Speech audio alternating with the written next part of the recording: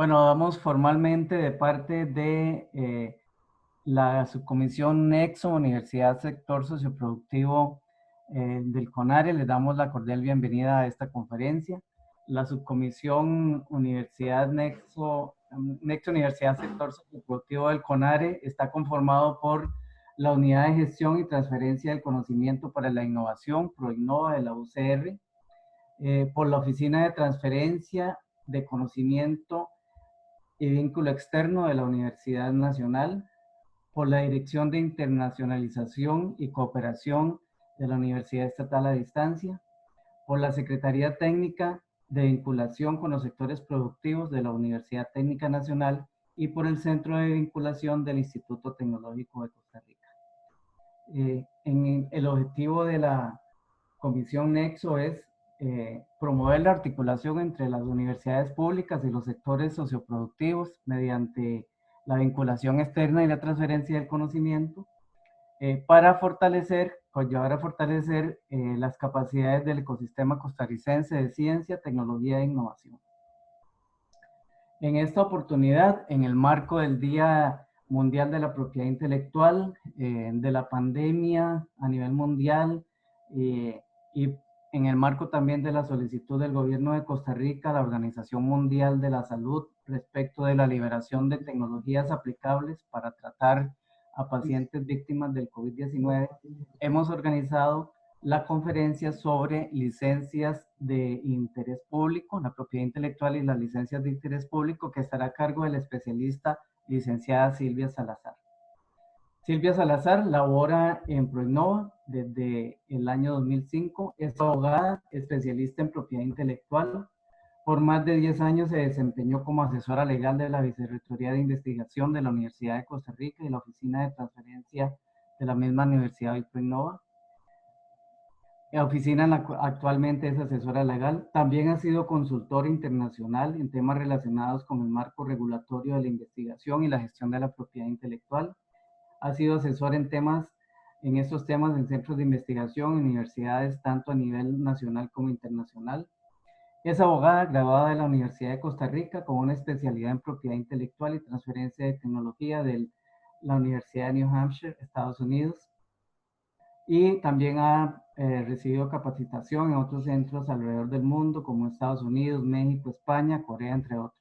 Su área de mayor interés es el área de patentes y la gestión de la propiedad intelectual, y ha realizado estudios básicos en biología, agronomía, y es egresada del doctorado de Ciencias Agrícolas de la Facultad de Agronomía de la Universidad de Costa Rica. Es reconocida internacionalmente como conferencista, siendo la divulgación de conocimientos una de sus fuentes pasiones, y ha publicado numerosos artículos sobre el tema de su interés. Sin más, le doy la bienvenida a mi muy querida y respetada Silvia Salazar. Tiene usted, doña Silvia, la palabra para abordar el tema de la conferencia. Muchas gracias. Gracias Juanca. Muchísimas gracias. Un saludo para todos, un abrazo fraternal a la distancia, a todos los compañeros y amigos de Nexo. Agradecerles por esta invitación. Vamos a ver cómo nos va. Yo no soy muy ducha en estos temas tecnológicos y espero que no haya ningún problema en el medio. Les agradezco mucho de veras que me invitaran a hablar de un tema. Yo, al final, dijimos, bueno, licencias de interés público, pero después de haber repasado todas mis notas y todo lo que he estudiado al respecto de esto, dije, bueno, tal vez no era el título correcto, porque se van a dar cuenta que las licencias de interés público son uno de los tipos de licencias de las que se habla y las que están contempladas en la ley. También si hay alguien de afuera, extranjero, pues que nos disculpe, pues que voy a hacer un énfasis más en el tema de Costa Rica. Vamos a ver. Ok, ya empezamos con el problema de... Ok, ya. ¿De qué vamos a hablar? Voy a hablar primero sobre algunos aspectos generales para entender las flexibilidades que existen en el sistema de patentes. Y realmente, pues, este es un tema que también les quería decir, lo tratamos poco, muy poco. En realidad, yo es la primera vez que doy una conferencia sobre este tema, o sea, que ustedes son mis conejillos de indias. Eh, el año pasado fui invitada por unos colegas del Max Planck a participar en un estudio a nivel regional sobre el tema de flexibilidades y yo realmente nunca lo había visto desde ese punto de vista, ¿verdad? De lo interesante del balance que tiene el mismo sistema para funcionar muy bien. Entonces voy a hablar un poco de eso, de las flexibilidades del sistema. Obviamente sí voy a hablar solo del tema de patentes porque no me interesa entrar en otros aspectos.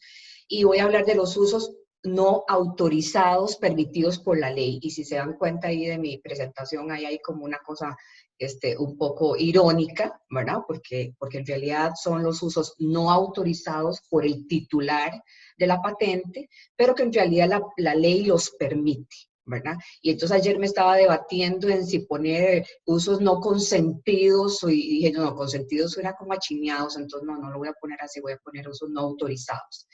Después voy a hablar de los tipos de usos, voy a hablar de las licencias obligatorias, obviamente. Voy a hablar de algunos casos recientes, ¿verdad? Porque obviamente con todo esto de la pandemia y de este COVID-19 que nos tiene a todos vueltos locos, han habido algunas cuestiones importantes en ese tema.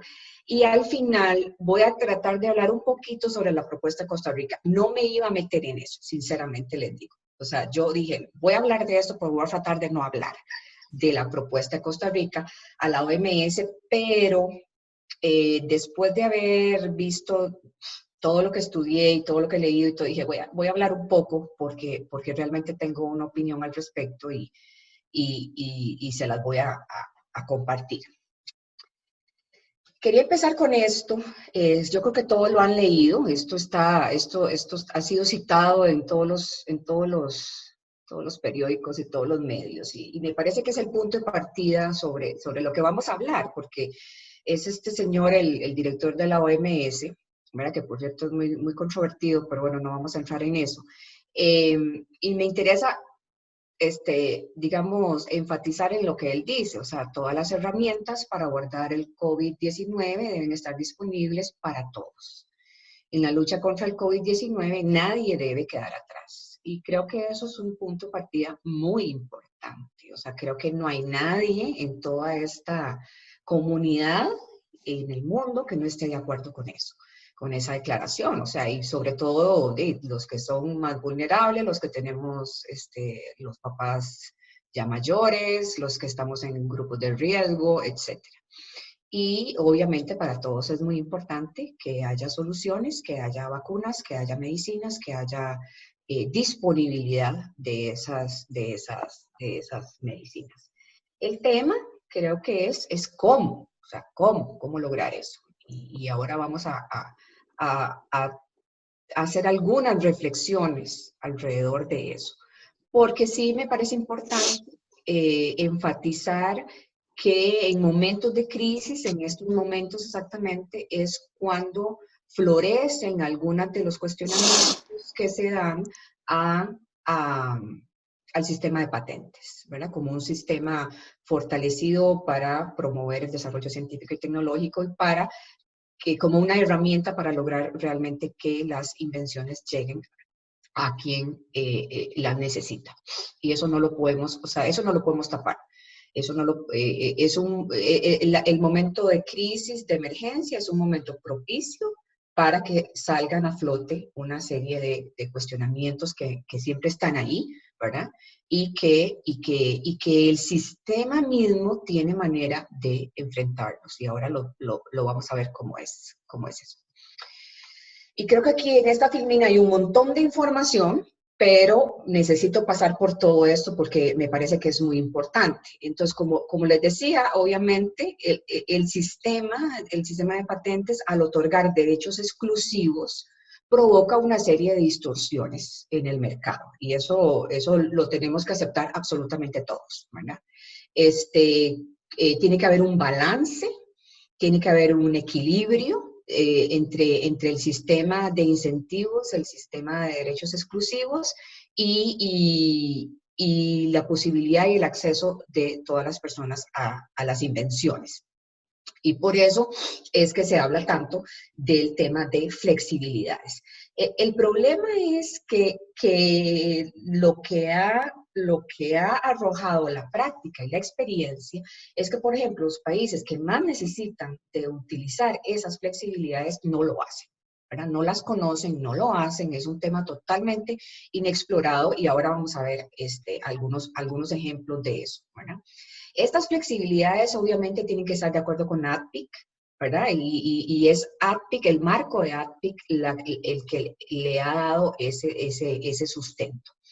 Y algunas de esas flexibilidades, y aquí, como les digo, como siempre, me puedo ir horas de horas hablando de cada una de esas cosas, pero aquí necesito, para poder hablar después de los usos no autorizados, hablar un poquito de esto.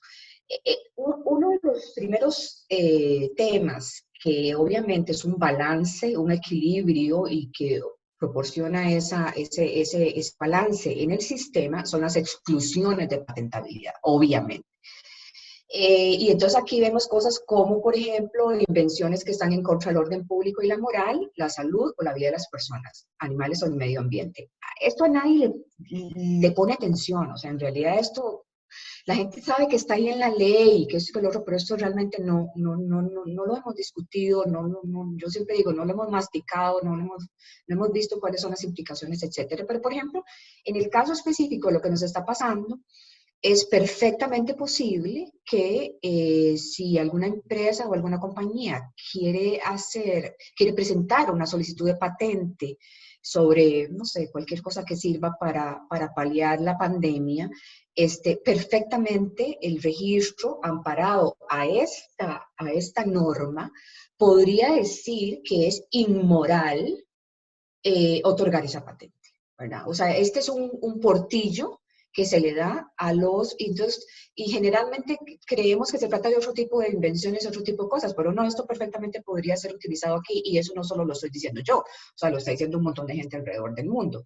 O sea, es perfectamente posible que ante una solicitud nueva, ahora, en el momento, en la coyuntura histórica que nos encontremos, un país considere que efectivamente sería contra la moral, ¿verdad? Otorgar derechos exclusivos sobre ese instrumento de diagnóstico, sobre esa medicina o cualquier cosa por el estilo. Entonces eso es muy importante, es una primera manera de contrarrestar los supuestos efectos negativos que pudieran darse. Otro tema son los temas de métodos de tratamiento quirúrgico, terapéutico, de diagnóstico aplicado a personas y animales. También eso está en nuestra ley, está en casi la mayoría de todas las leyes y está también enmarcado dentro de ADPIC. Aquí hay una gran discusión. ¿Por qué? Porque, bueno, por ejemplo, ¿cuál diferencia existe entre un kit de diagnóstico y un método realmente de diagnóstico? ¿Cómo son los diagnósticos? La literatura y la teoría han desarrollado tesis completas sobre estos temas y ahí hay un espacio también para evitar algunas distorsiones como hemos hablado. Sí quiero decir, por ejemplo, que en el caso de los kits, que es muy importante en el caso del COVID-19, la mayoría de las legislaciones ya han dicho que, si bien es cierto, los métodos de diagnóstico no son patentables e incluso existe todo un desarrollo jurisprudencial sobre qué métodos son patentables y qué no, etcétera, obviamente en países desarrollados como Estados Unidos, España, Alemania, Japón. Sí hay un consenso de que los kits en realidad son un instrumento, ¿verdad? Y que, por lo tanto, sí son objeto de patentamiento. Entiendo que eso también se aplica aquí en Costa Rica. Y otra muy importante, que también ha sido sumamente controversial y objeto de un montón de discusiones alrededor del mundo, es el tema de los segundos usos, que es cuando usted tiene una patente para un uso determinado y esa misma molécula ese mismo medicamento sirve para otra enfermedad, que podría ser el caso incluso aquí de la hidroxicloroquina, que se usa para malaria. Y entiendo, bueno, es una patente sumamente vieja, ya está totalmente libre de dominio público. Sin embargo, alguien podría pensar, y no solo para eso, sino para otro montón de antirretrovirales que se usan para VIH, podría tratar de patentarse un segundo uso de una sustancia ya conocida.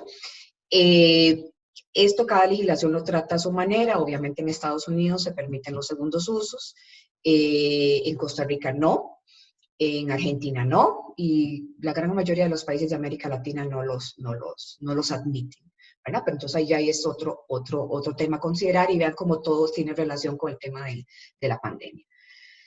Por otra parte, es muy importante que la gente sepa y reconozca y vuelva a interiorizar que las patentes son territoriales, ¿verdad? Que eso es obvio desde el principio, y que, por ejemplo, una patente que no está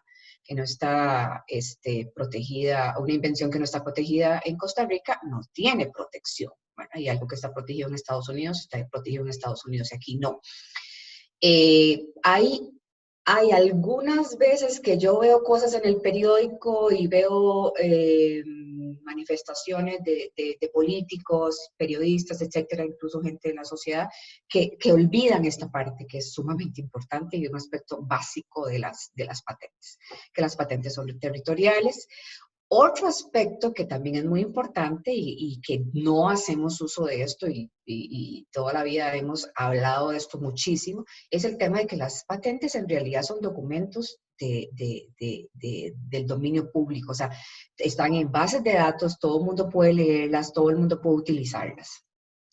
Son de acceso libre, ¿verdad? Entonces, si yo quiero obtener información, si yo quiero saber qué es lo que está pasando en cualquier área de la tecnología, pues simplemente me meto en las bases de datos y lo hago. Ya hemos hablado bastante de que nosotros no utilizamos esa herramienta como debe ser, y la gran necesidad que tenemos de promover el uso en los investigadores sobre todo. Cosas importantes con respecto a esto, obviamente, y que tengo que reconocer, y esto es absolutamente cosecha mía, porque todo lo que leí, nadie dijo esto, pero sí me parece que es muy importante, es el aspecto del tiempo, ¿verdad? O sea, estamos contratiempo. En este caso estamos contratiempo, y sí todos tenemos que tener en mente que a la hora de hacer una solicitud de patente, esa solicitud no se hace pública en todo el mundo, casi, absolutamente, sino hasta 18 meses después de la fecha de presentación. O sea, casi todos los sistemas de patentes tienen una regulación que indica que la publicación de la solicitud se da 18 meses después. O sea, que todos tenemos que saber que estamos con un tiempo ciego, ¿verdad? O sea, a este momento no sabemos, sinceramente, si hay alguna compañía o alguna empresa que ha presentado patentes que tienen que ver con COVID. Obviamente tienen que haber, seguramente, y no lo vamos a saber hasta dentro de 18 meses, ¿verdad? Porque la solicitud está reservada a su publicación hasta los 18 meses. Eso sí, recuerden que Costa Rica es creo que es el único país, o no sé, estoy casi segura que no tiene ese sistema, lo cual ya hemos hablado incluso con el registro y con otros organismos sobre el problema que eso le trae al sistema de patentes de Costa Rica, porque en Costa Rica la publicación se hace inmediatamente que usted pase el examen de forma. Y entonces puede ser perfectamente posible que usted presente una solicitud con todos los requisitos de forma y que inmediatamente se la publiquen, ¿verdad? O sea, dentro de un mes o 2 meses. Eso, no voy a entrar en eso, pero sí quiero que lo tengan en mente por el asunto de la premura. O sea, estamos hablando de que se necesita una vacuna, obviamente, dentro de 18 a 24 meses. Y entonces hay que tomar en cuenta esto. Y además, no puedo entrar en eso tampoco porque otro es el tema, porque no son patentes farmacéuticos.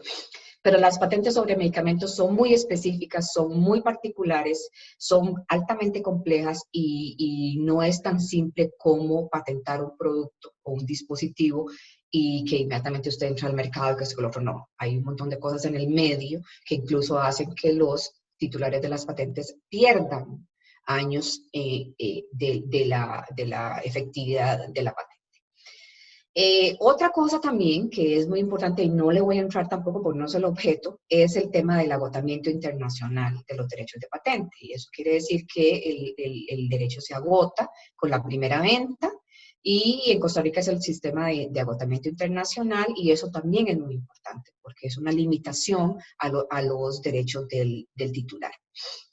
También dentro de todo esto y más parte de esta conferencia es los famosos usos no autorizados, pero permitidos por la ley, que son las licencias obligatorias. Entonces, yendo al caso específico de Costa Rica, obviamente tenemos en nuestra ley las exclusiones de patentabilidad, las que ya les hablaba, ¿verdad? Sobre orden público, moralidad, los métodos de diagnóstico, los segundos usos, y en los tipos de usos no autorizados, y que vuelvo a decir es no autorizados o no consentidos por el titular, están las licencias obligatorias por falta de explotación, las licencias obligatorias por medidas anticompetitivas, las licencias obligatorias por patentes dependientes y las licencias obligatorias por necesidad o emergencia pública.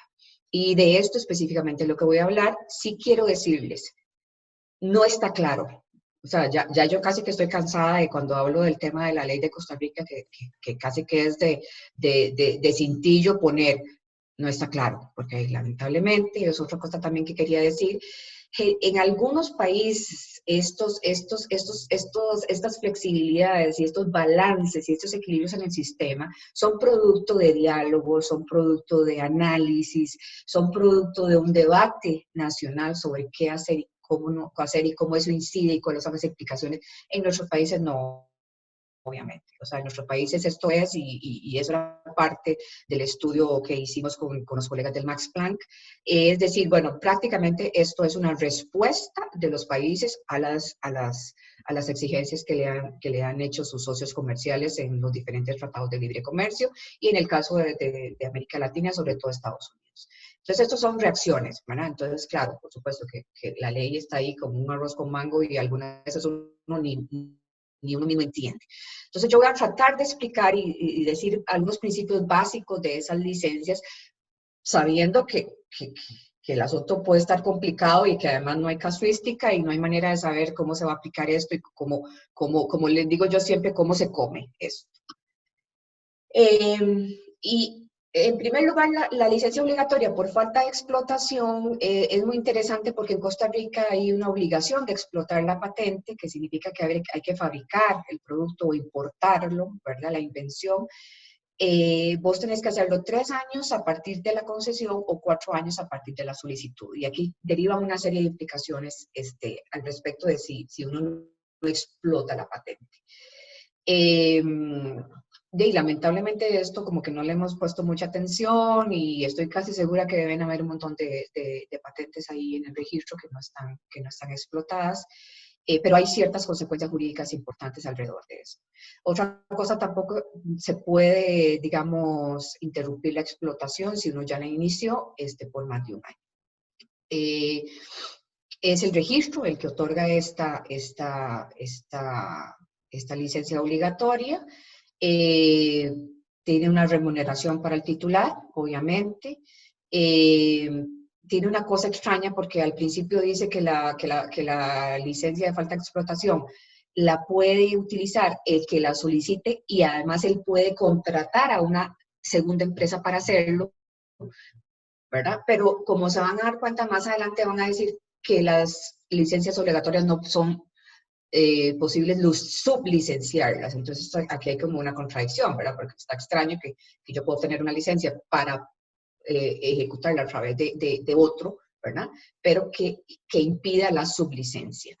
Se me ocurría un caso, por ejemplo, que nosotros hemos estado analizando muchísimo y es el caso que se da mucho de la maquila, ¿verdad? De empresas a las que uno les puede dar una tecnología o algo así por el estilo, pero ellos no tienen capacidad de producir ese producto y se lo encaran en la producción a un tercero.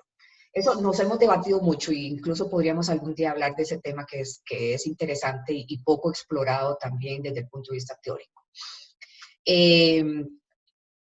Lo que quiere decir falta de explotación es que no se explota la patente en una forma permanente y estable, de manera que el mercado sea abastecido. Esto sobre todo es una secuencia de APIC, ¿verdad? Porque obviamente ustedes saben que los países desarrollados trataban de que esas flexibilidades fueran lo menos flexibles posibles.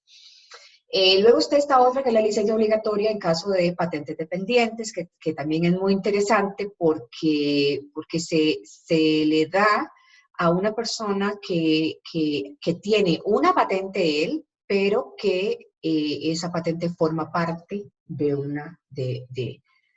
ese producto forma parte de otra patente que ya existe. Imaginarse esto, sinceramente, con ejemplos, es un poco complicado, pero sí los hay. Y entonces se otorga, ¿verdad? Lo raro aquí es que nuestra ley dice que la segunda patente ha de suponer un avance técnico relevante de importancia económica considerable con respecto a la invención reivindicada en la primera patente. Yo digo, hoy, si otorgaron la segunda patente es porque tiene que haber un avance técnico relevante, tiene que haber nivel inventivo y tiene que haber novedad, ¿verdad?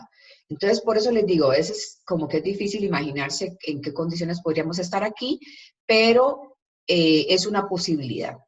Y sí, dice que no se puede ceder el uso de la primera patente sin la cesión de la segunda patente. Y como les digo, aquí lo que estoy haciendo es rescatando artículos que están en la ley, que están poco elaborados y que en algunas partes lo que hacen es copiar también lo que dice ATIC. Y entonces aquí entra en un tema de que algunas cuestiones comunes, porque digamos, el articulado viene diciendo sobre las licencias de explotación, de falta de explotación, las licencias de patente dependiente, luego vienen unas cosas comunes que se supone que tienen que ser aplicadas a esas, ¿verdad? Y entonces, pero no se sabe realmente porque después los artículos dicen nada más licencias obligatorias, pero no se sabe a cuáles específicamente se está refiriendo. Esto para decir que, por ejemplo, en países desarrollados, como por ejemplo Alemania, o sea, la ley es absolutamente clara y viene bien delimitado en todo, bueno, este tipo de licencia tiene estas condiciones, este tipo de licencia tiene estas otras, ¿verdad? Y entonces es claro, hay una seguridad jurídica para el titular de la patente de qué es lo que va a pasar con él. Entonces, por ejemplo, cosas, bueno, las licencias obligatorias se van a otorgar casi que yo diría que un asunto casuístico, ¿verdad? Porque dice según sus circunstancias propias, ¿verdad? Debe ser una decisión que debe tomar el ente que la otorga, porque ahora van a ver que son diferentes. Estas dos que estamos hablando las otorga el registro de propiedad industrial, ¿verdad?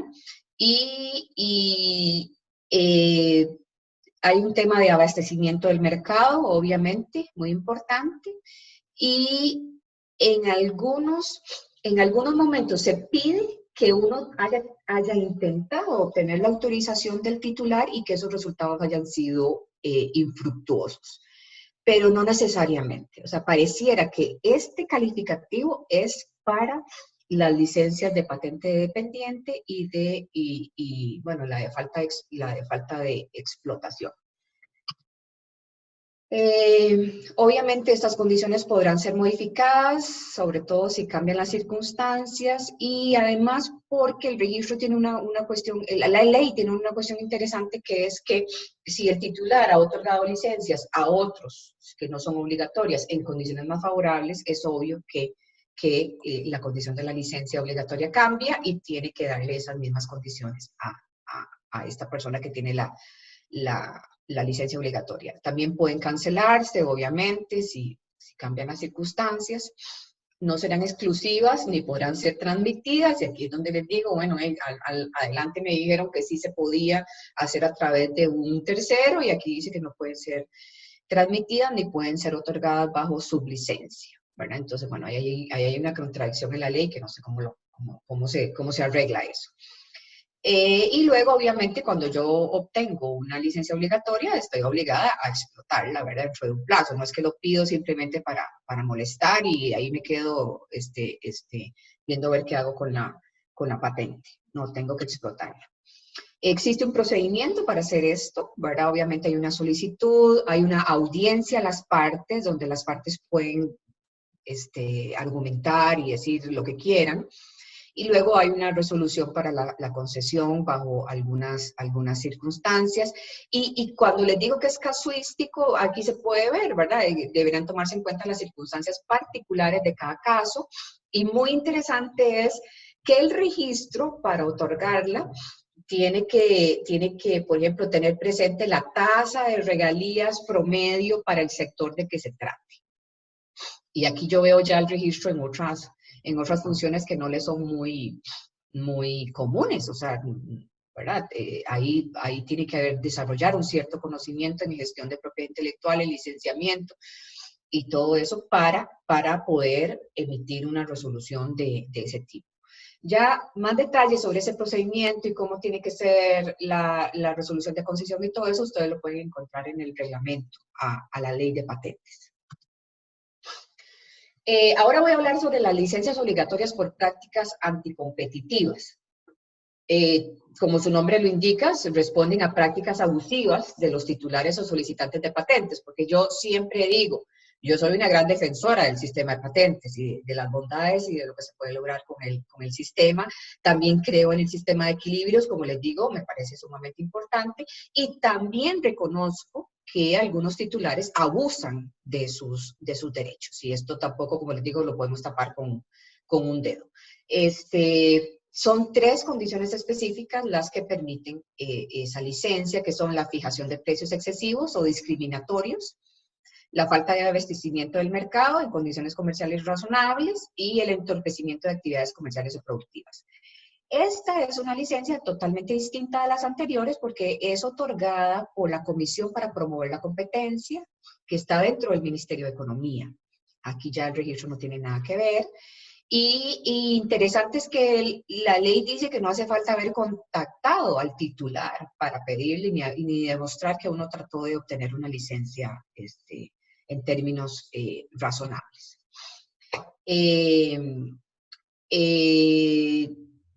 Después dice que tampoco se requiere que sea para abastecer al mercado, que con solo que se den las prácticas anticompetitivas, y se dan cuenta, anteriormente decía que sí era una condición. Entonces, por eso les digo, ya al rato no sé ni qué creer. Esta para mí es complicada porque no hay una estructura muy sustentada en la ley de patentes, y te remite a otras leyes bastante complicadas para más o menos gestionarla. Entonces, por ejemplo, dice que los recursos y las audiencias que estén basadas en para estas licencias anticompetitivas se pueden basar en otras normas de carácter administrativo. Y la única que se me ocurre sería la Ley General de Administración Pública. Y bueno, ya quisiera ver yo ahí con todo el procedimiento cómo van a hacer eso, ¿verdad? Y hay que notificar al titular cuando sea razonablemente posible. No se habla de una remuneración. Sin embargo, las condiciones de ADPIC para licencias obligatorias siempre establecen que tiene que haber una remuneración. Y encontré que algunas personas consideran que no está suficientemente reglamentada, obviamente, porque es un asunto muy delicado y debería ser reglamentado. En el reglamento de la ley de patentes no se habla de esto. Y hay una propuesta de la UNCTAD para un reglamento para ese tipo de licencias en Costa Rica. Y por ahí anda, si a alguien le interesa. Entiendo que no ha sido aprobado porque yo no lo conozco como un texto, digamos, integrado en la normativa costarricense. Y ahora sí, entramos ya en el tema de las licencias obligatorias de interés público. Esto es lo que se llama también, por si acaso lo ven en la literatura, el uso público no comercial. Y aquí era cuando me invitaron, me imagino que esto era exactamente en lo que estaban pensando, porque esto es lo que más se ajusta a las circunstancias de lo que está pasando. obviamente se otorgan por razones calificadas de extrema urgencia, interés público, emergencia o seguridad nacional. Y vean qué interesante, las otorga el Poder Ejecutivo mediante un decreto. Y aquí también me quedo patinando y diciendo, bueno, pero es que el Poder Ejecutivo, ¿quién? El Ministerio de Justicia, el presidente, el Ministerio de Seguridad, o sea, ahí va a haber, no sé, cómo irá a funcionar esto. Obviamente no tiene que haber acuerdo del titular, y el gobierno puede otorgar esta licencia de interés público para que un tercero la desarrolle, la utilice, haga la invención, produzca la invención, ¿verdad? El titular va a ser notificado cuando sea razonablemente posible, y esto me imagino que lo ponen también por el caso de algunas empresas transnacionales que pudieran ser difícil de notificar, ¿verdad? Y ahí dice de carácter general que en estas deberán observarse las cuestiones de tipo general que habíamos visto anteriormente. Entonces va a haber que agarrar un poco del artículo 18 de la ley de patentes y ver a ver qué cosas se aplican y qué cosas no se aplican para otorgarlas. Obviamente se debe remunerar al titular, ¿verdad? Y también dice que el titular podrá pedir el pago de esa remuneración a través de un juicio contencioso administrativo, y los que son abogados saben que eso es básicamente bastante difícil. Son juicios, la jurisdicción contencioso administrativa está absolutamente saturada y los juicios pueden durar hasta 10 años, pero bueno, ahí eso está. Esto lo estoy diciendo porque realmente se puede ver que es un tema al que no le hemos puesto interés, y entonces viene una emergencia y entonces tenemos que usarlo, y entonces nos estamos dando cuenta de que no está bien desarrollado, que no está todo lo claramente posible para beneficiar efectivamente el equilibrio y todo eso. Y eso era gran parte de algunos estudios que se me olvidó decir que la OMPI también ha estado haciendo algunos estudios sobre flexibilidades, sobre todo pensando que los países que más lo necesitan no le dan la importancia, como siempre, o sea, como todos nosotros, o sea, no le damos la importancia. Y entonces en el momento en que lo necesitamos es como cuando, no sé, como cuando se necesita un kit de emergencia en la casa y sucede que alguien se cayó y se rompió, y entonces cuando la mamá abre el kit, entonces de ahí no había alcohol y las gasas están abiertas y todo está vencido, ¿verdad? Y entonces, bueno, al final no funcionó, o sea, lo de emergencia no funciona, ¿verdad? Es básicamente como el mensaje que quiero dar. Si el gobierno le da la licencia a un tercero, ese tercero, si obtiene obviamente ganancias de esa producción, tiene que devolverle el dinero al gobierno, y el gobierno con eso pagarle al titular. Y aquí en Costa Rica, con una particularidad muy grande, porque ya hemos dicho en algunas ocasiones que hay una ley de biodiversidad que tiene aspectos de propiedad intelectual ahí metidos, sucede que también la ley de biodiversidad tiene una licencia obligatoria para patentes que tuvieran algún elemento de la biodiversidad nacional involucrado, y que por asuntos de emergencia o de salud pública se requiriera. Entonces ahí está esa cuestión interesante, casi única para Costa Rica. Vamos terminando, pero entonces para decir que obviamente, como les he dicho, no existe ningún caso ni judicial ni administrativo en Costa Rica, ¿verdad? Donde se haya analizado y otorgado alguno de estos tipos de licencias. No se ha otorgado tampoco.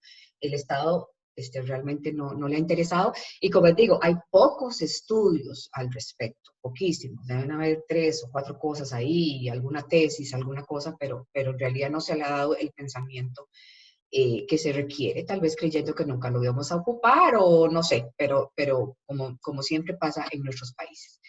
Esto es viejito, pero es importante sacarlo a colación en esta coyuntura, porque en el año 2001 hubo muchísimos cuestionamientos sobre si efectivamente las flexibilidades que el ATPIC estaba dando daban pie para este montón de cosas. Entonces hubo una declaración en el 2001 que, Dios mío, cuando me pongo a pensar eso ya hace bastante, casi 20 años, pero en la cual lo que prácticamente se dice es que efectivamente las flexibilidades que se contemplan en ADPIC se hicieron para que se puedan interpretar de manera que permitiese apoyar la salud pública, promover el acceso de medicamentos existentes, a la creación de otros nuevos, ¿verdad? Y el tema de la posibilidad de las licencias obligatorias y todo eso, ¿verdad? Eso fue como una declaración donde se dijo, vaya, todo el mundo quédese tranquilo, esto se puede utilizar y no lo van a denunciar ante la OMC. Ahora, ¿qué está pasando en algunos otros países en este momento?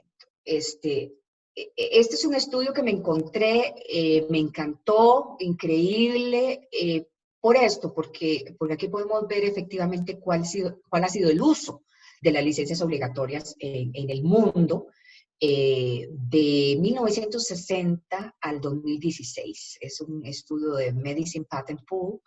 Y ahí me encontré, por ejemplo, que Estados Unidos fue el primero en aplicarlas. La primera licencia obligatoria la otorgó Estados Unidos para la tetraciclina en 1960.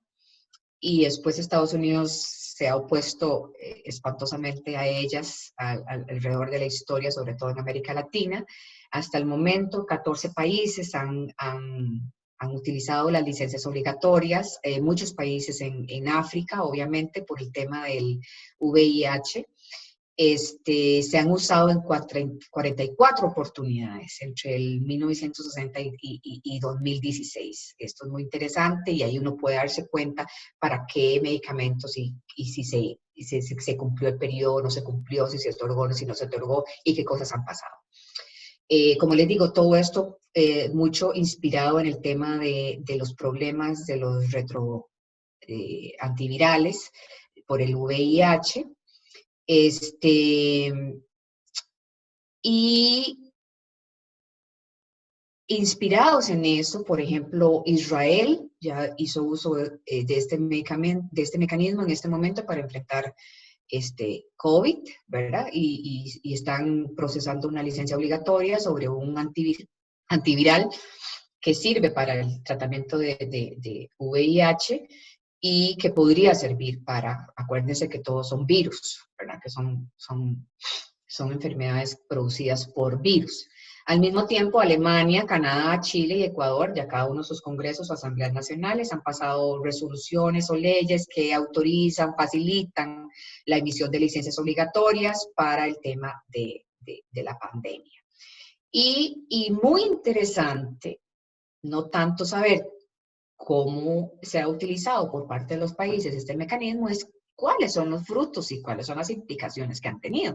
Y lo interesante es que uno puede decir que en general las farmacéuticas han tenido reacciones, yo diría positivas, en el sentido de que han estado, en el momento en que ellas se dan cuenta que les van a meter una licencia obligatoria, o sea, las condiciones cambian completamente, están más dispuestas a la negociación, están más dispuestas a la reducción de precios, están más dispuestas a la accesibilidad, o sea, es un cambio absoluto de panorama.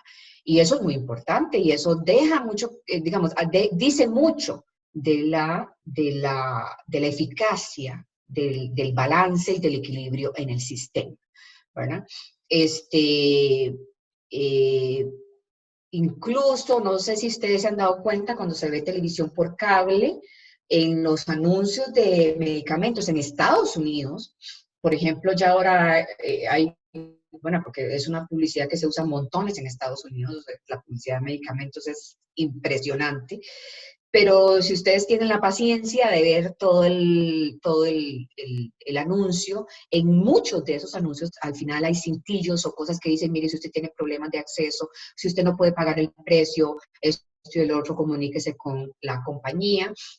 Si tienen experiencias aquí en Costa Rica, se dan cuenta que las compañías farmacéuticas también tienen algunas promociones o cosas de cosas que son sumamente caras. Entonces dice, compre 3 cajas y le regalamos una. O sea, todo eso es obviamente reacciones positivas de las farmacéuticas ante la posibilidad de que los gobiernos utilicen el sistema de balance y de equilibrio. También se ha hablado de otro tipo de información y y por eso lo estoy mencionando, por ejemplo, con el tema de información sobre pruebas de diagnóstico, y esto para decir que la ley de Costa Rica, la ley de salud, ya contempla la posibilidad de que el gobierno o sus instituciones, ante una emergencia, puedan importar, fabricar y utilizar un producto sin registro sanitario, por ejemplo, porque para eso es importante la información de las pruebas de diagnóstico.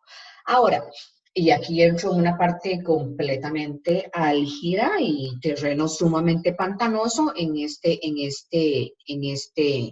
tema, y es, bueno, obviamente todos sabemos que el sistema de patentes está basado en la exclusividad y el otorgamiento de derechos exclusivos para incentivar y para hacer que las empresas inviertan lo que hay que hacer para producir invenciones, ¿verdad? Y entonces, cuando usted quita eso, cuando usted quita ese elemento del sistema, bueno, ¿qué le queda?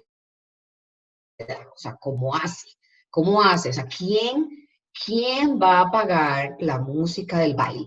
¿Verdad? Prácticamente esa es mi pregunta. O sea, porque, o sea, todos sabemos que el sistema está hecho para eso. O sea, todos sabemos que el sistema está hecho para un sistema de retribución y de que las empresas puedan recuperar las inversiones que hacen en investigación y desarrollo para precisamente poner estas tecnologías, estos medicamentos y eso es un precio que hay que pagar. O sea, alguien tiene que pagar.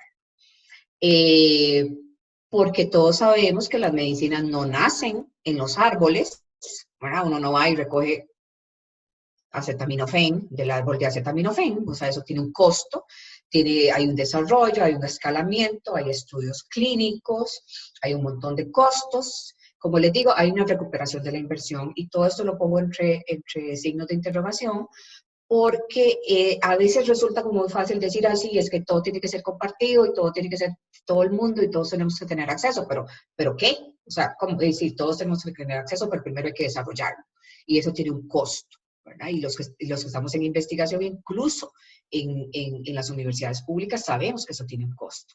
Y entonces, obviamente, la interrogante es, bueno, ¿quién va a asumir ese costo? ¿Verdad? Y entonces aquí entro ya en el terreno un poco pantanoso para decir esto. O sea, la propuesta de Costa Rica, en realidad yo he tenido como una evolución, sinceramente, de mi opinión sobre la propuesta de Costa Rica. Y también, si alguien es periodista o el papá es periodista, o me disculpan, pero en realidad a veces los periodistas, por la premura, por todo eso, no dicen las cosas como tienen que ser, no utilizan los términos correctos. Entonces, claro, uno que es más papista que el Papa, entonces, claro, le salen con una declaración, una cosa, y uno dice, Dios mío, ¿qué es esto? Entonces, la primera reacción es una reacción de, bueno, obviamente, un poco de desconocimiento del sistema, porque el sistema, como les digo, tiene todos estos equilibrios y balances, y los tenemos que saber y los tenemos que conocer. Y entonces pareciera que al principio fue como una cosa rarísima, porque entonces uno dice, bueno, ¿para qué están pidiendo eso si tenemos este montón de cosas incorporadas en nuestra ley que se pueden utilizar? O uno pudo haber dicho, bueno, no, es que primero debemos haber explorado todas estas posibilidades, porque también hay mucho que decir, o sea, tengo poco tiempo, pero en realidad las cosas tampoco es soplar y hacer botellas, o sea, no es tan simple, el tema no es tan simple, es un tema sumamente complejo. Pero bueno, entonces ahora se está hablando más de un pool o de un repositorio de tecnologías, de información, de acceso libre, ¿verdad? Después se habla de un compromiso de acelerar la elaboración, producción y el acceso a tecnologías y productos para enfrentar el COVID-19. Se habla de una famosa ACT Accelerator, que tiene unos principios, yo los vi, son unos principios, o sea, sumamente loables y como les digo, todo el mundo está de acuerdo con eso. El tema es cómo se come eso, o sea, y esa es la parte interesante que yo le estoy dando el beneficio de la duda. O sea, queremos, y les voy a decir por qué le estoy dando el beneficio de la duda. Eso está en proceso de definición el 4 de mayo y también porque la propuesta al final de cuentas no está tan descabellada, tengo que decirlo, porque hay un montón de gente que la ha respaldado, incluso la Unión Europea hizo una propuesta específica para la Asamblea General de la OMS, que también es próxima y viene por ese lado, o sea que tampoco... O sea, había un colega mío que me dijo, mira, es que eso es descabellado. Yo dije, bueno, descabellado, no sé.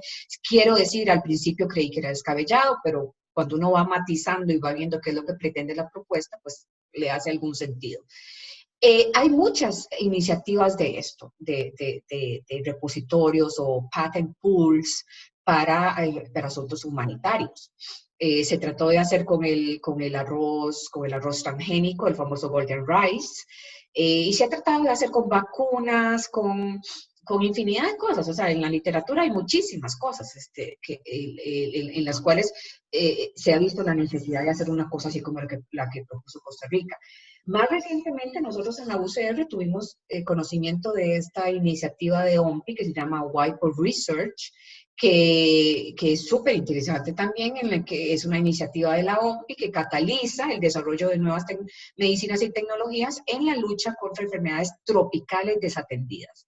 Y nosotros, como producimos sueros antiofídicos y la mordedura de serpiente es una enfermedad tropical desatendida, pues fuimos invitados a participar.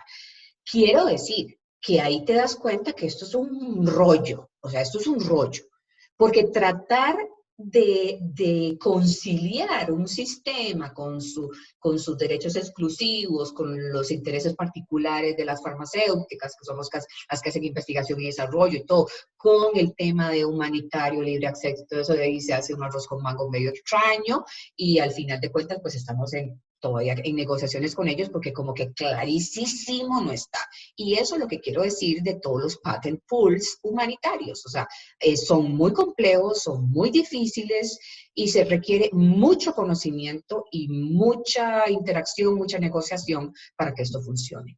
Y ojalá que la OMS pueda hacerlo en este caso, si es que se considera necesario.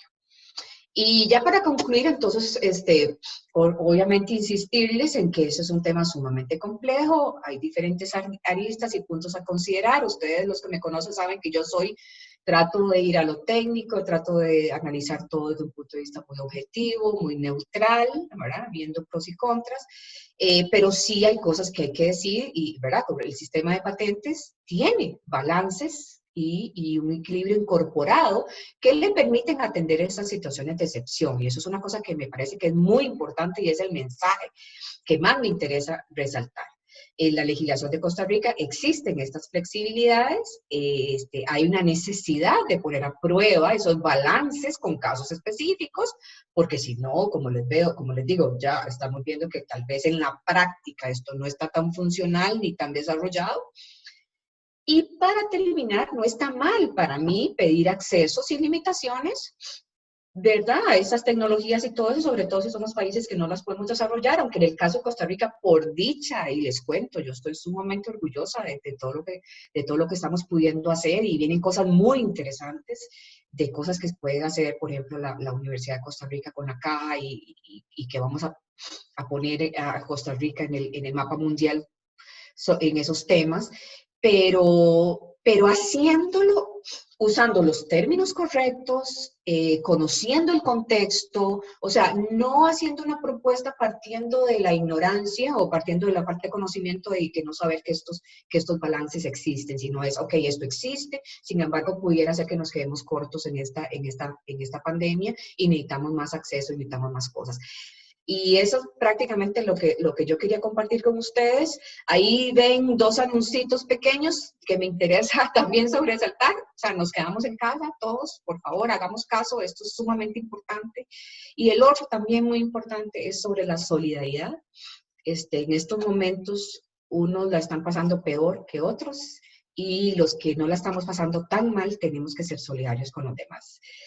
Creo que eso es todo y les agradezco muchísimo. Creo que hay algunas preguntas, algo así, y voy a ver si las puedo ver aquí. Gracias. Bueno, entre tanto, Silvia revisa las preguntas. Yo quiero decirles que esta conferencia ha sido grabada y estará disponible en el canal de YouTube del CONARE. Lo pueden buscar ahí en la página de CONARE, en el canal de YouTube. También decirles que quienes tienen gusto pueden ir activando su video porque hay alguien por ahí que quisiéramos tener una foto, lo posible, de los grupos que nos han acompañado en esta conferencia. De antemano a Silvia, muchísimas gracias. Y no sé, Silvia, si tenés ya ahí algunas preguntas. Sí, por ejemplo, aquí hay una que dice, dado que las patentes son territoriales, ¿qué efecto o utilidad tiene una licencia obligatoria? ¿Cuándo es aplicable este recurso? Sí, digamos, por ejemplo, si hubiera un medicamento que está patentado por una empresa farmacéutica en Costa Rica y esa empresa no le interesa traerlo a Costa Rica, por ejemplo, importarlo. Entonces, la licencia obligatoria serviría para para que un tercero la traiga. Por eso es, o sea, para eso sirve, para poder atraer sin limitaciones y sin condiciones, ya sea la producción, la venta o la importación de ese medicamento en el país, ¿verdad? Después dice, ¿cuál sería el paso a paso para que el gobierno declare una licencia obligatoria de interés público por el tema de COVID-19? Bueno, ahí yo lo planteé en el tema de estas licencias de emergencia. Va a haber que hacer, o sea, alguien se va a tener que poner a pensar qué artículos aplican y qué no y cómo, pero prácticamente va a haber que hacer un poquito de brainstorming y de asesoría al gobierno, porque primero habría que decidir quién en el Poder Ejecutivo es el que va a emitir ese decreto. Parece ser que es un decreto, en el reglamento se habla de un decreto.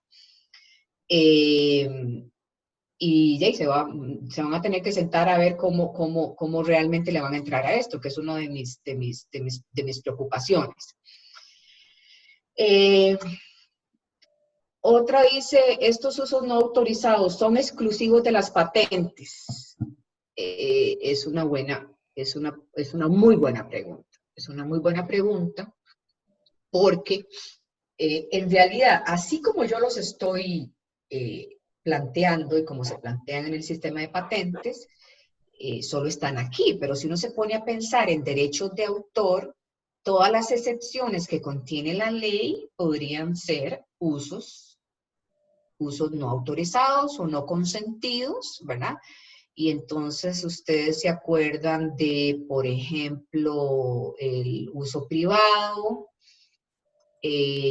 No me acuerdo realmente y este es mi error porque lo debería haber revisado, si en la ley de derechos de autor se habla de algo de emergencia nacional o algo así por el estilo, pero es muy interesante la pregunta porque sí, digamos, algunas de las excepciones que se contienen en la ley para usar la obra sin permiso podrían ser considerados usos no autorizados.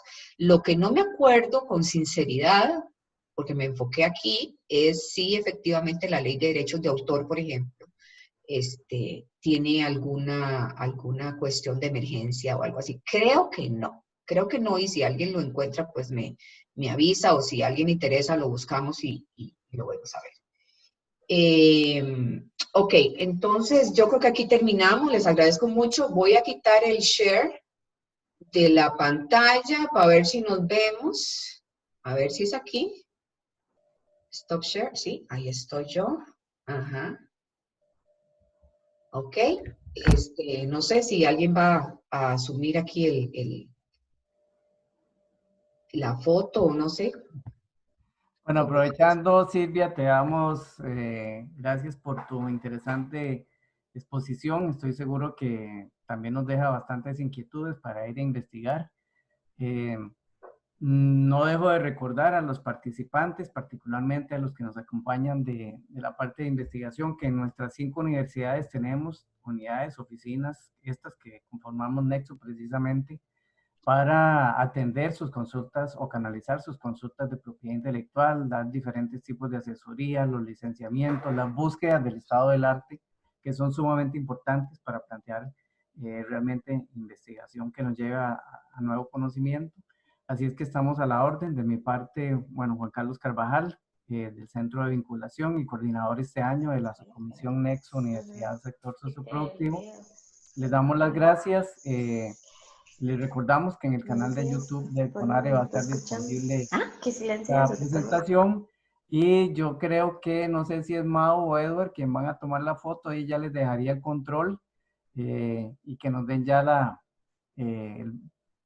indicación y cuándo ya podría pues, ir cerrando. De mi parte, de nuevo, muchas gracias. Gracias a Silvia, gracias a todos los participantes y a quedarnos en casa.